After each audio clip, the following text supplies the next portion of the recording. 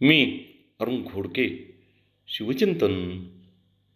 शस्त्रसाठ्यापेक्षाही धान्यसाठा हा अत्यंत महत्त्वाचा असे. कारण सैन्य हे पोटावरती चालत असे, त्याला अन्न लागत असे. शिवकालात शिवरायांनी हे जाणून धान्यसाठे सर्व किल्ल्यावरती करून ठेवले होते. इसवी सन 1673मध्ये डॉक्टर जॉन फ्रायर या परकीय प्रवाशाने किल्ले शिवनेरीला भेट दिली. त्यावेळी त्याने आपल्या डायरीमध्ये लिहून ठेवले आहे की इथे म्हणजे शिवनेरीवर 1000 कुटुंबांना 7 वर्ष पुरेल एवढी शिधा सामुग्री आहे.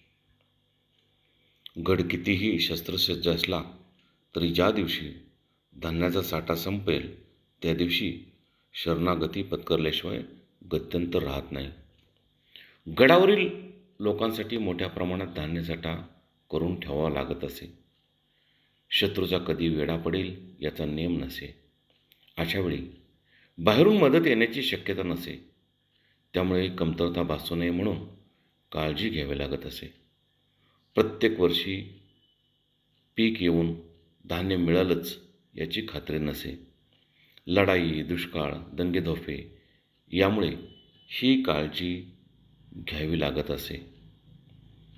हे धान्य ज्या ठिकाणी साठवीत असत त्या धान्य साठ्याला कोठार किंवा अंबरखाना म्हणत असत. बहुत काय बोलणे.